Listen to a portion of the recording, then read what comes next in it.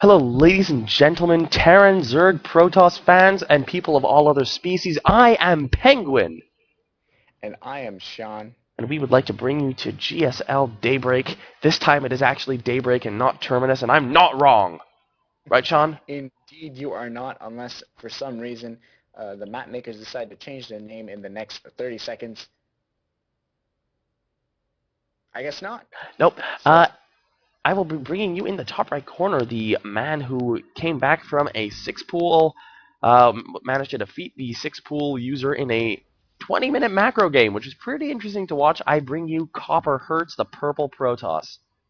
indeed, and here is in the bottom left corner the Red Zerg, who managed to not quite so much succeed at the six pull, but came back from a held off six pull to actually come ahead in the early game, and then in the mid game, just didn't quite have what it took in terms of decision making to close out his lead. But he does have another chance, and this will be ClashPresto. And yes, of course, CopperHertz is the Grandmaster representative, the only one in this tournament. He's gone all the way to the finals, and he's the big favorite to win this game. This is, of course, a best of 5. This will be game number 2. And Sean, what do you expect from this? I really don't know. I think that is going to depend greatly on. I'm keeping my eye on Clash Presto's base and his production tab because I have no idea when that pull timing. He's going hatch first, so This man he's has actually. no. He is not short on openings. We've seen him 11 pool. We've seen him 7 pool. We've seen him now 15 hatch. I have not yet seen him 14 pull. That is true. I haven't seen him 14 pool. We have yet to see this man open standard. And by the way, let me just note, we call him CopperHertz, but we really have no idea how to say his name. But we're gonna call him CopperHertz because we are nerds. Yep, definitely. And Clash Presto is going to be whittling away at that gateway. Poor little gateway. What did it ever do to that drone? Drone is going to try to get a probe kill, but CopperHertz is just too good for this. May end up losing that drone, though, Oh my and will goodness, get he away. has to turn very, Ooh, very narrowly if he and wants to save this he drone. wants the gas steal, but there's no gas to steal. There is a He's pool so going gonna up. He will get out of the base. Whew. brilliant micro from Wow, does Crash Plesto. survive. I'm gonna call him that from time to time. Just Okay. you know, The probe for CopperHertz going to be finding this base with relative ease. It is obviously only a two-player spawn map. Spawning pool is finishing up for ClashPresto, and he'll be straight on getting those 2 queens. oh man, Zolnaga. I just can't ever scout his position on Zolnaga Caverns. It's pretty difficult there, but this one is just 2 spawn locations, so I'm being sarcastic. I'm aware there's probably at least one person in the chat who's gonna be like, "What are you talking about, man?" But yeah, Yeah, man, I'm they're being both two sarcastic. spawn pads. Um, yeah, The so FP going down almost immediately for Copperheart's going to be playing quite standard with that Zealot, and at this point we're going to see which tech Copperhearts decides to go for. Obviously not going for that fast expansion. I guess we're going to see right now. He is chronoing out this Sentry instead of the Cybercore, which I do find a little bit interesting. He might be going for a one-gate expo. His money's getting relatively high, but there is a second gateway going down. Yeah. He's not going for I a think one-gate we're going to expo. see it standard 3-gate expo. He just wanted that sentry there just for really quick force fields against any kind of lane aggression. Obviously not. Sean, Sean, Yes. I would look at the top left of the map. And that is actually scouted and thwarted. Oh my goodness, what a horrible position for Copper Hertz.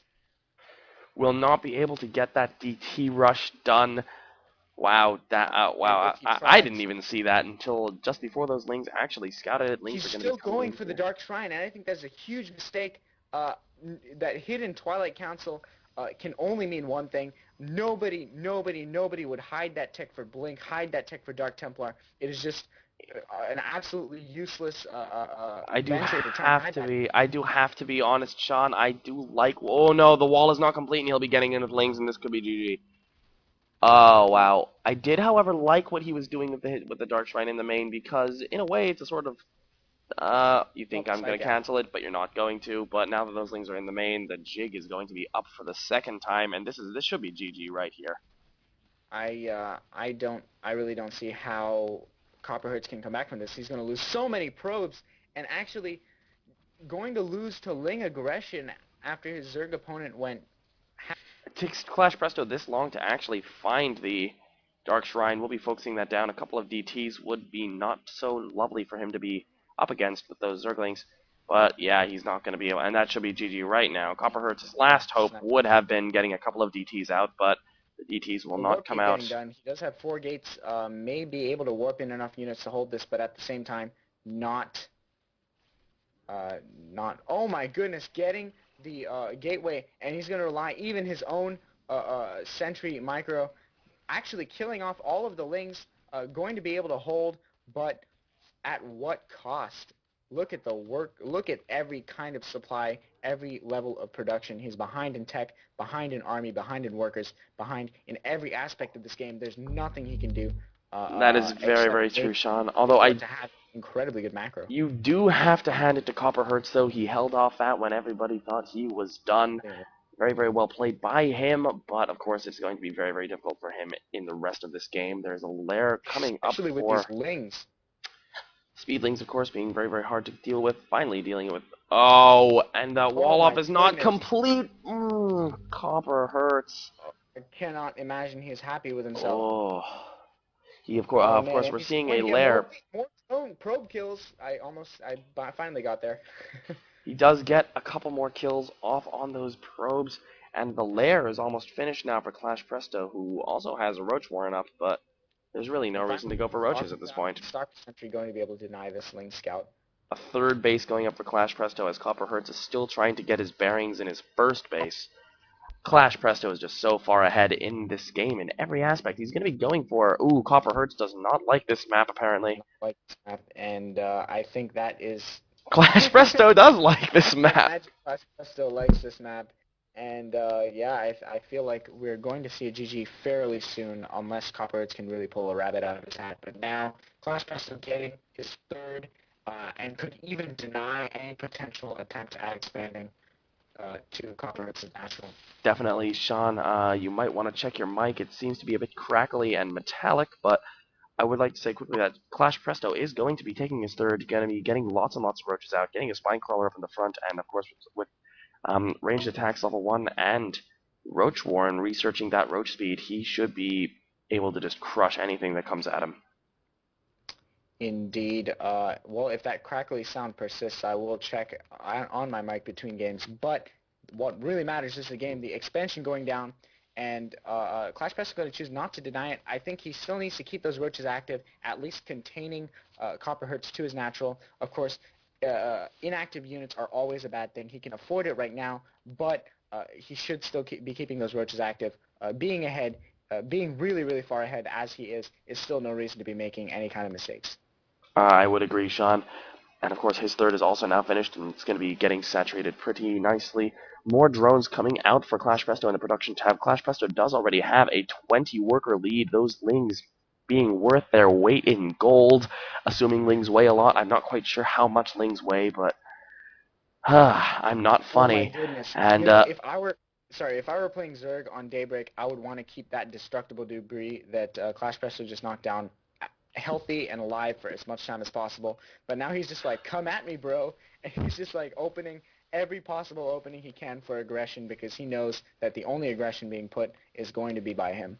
definitely, of course, Copperhertz going to be opting for that forge wall up at the front. He's gotten that one immortal out, a couple of immortals out, that which should be able to deal with the roaches pretty easily. We have seen in the last game, and we're seeing again now, his force field micro is impeccable. So it's going to be... Ooh, snipes the forge, though. That could be huge, and I don't think he was able to cancel the research. Is at the same time, like the money that it costs for the research is in some ways very big, in some ways not all that big, but what cannot be denied is that the time it took and the investment in building the forge and then getting the upgrades absolutely definitely lost. And of course, on only 2 mining bases, that is a slightly bigger money investment than it is if he were on 3 mining bases, which he should be, but this game being played so well by ClashPresto, and he's actually outplaying a Grandmaster level player. He can be very, very pleased with that. Of course, there's in a way, a top Masters player and a Grand Masters player, there's very little that separates them. But in other ways, there's a lot. It's a lot of the smaller things that do separate the two players. But Absolutely. Copper Hertz is in that part of the game right now where the small things are not going to win in this game. He needs a big break. And of course, Well, ClashPresto I has think I finished think I think Burrow and Copper Hertz Tunneling either needs Claws.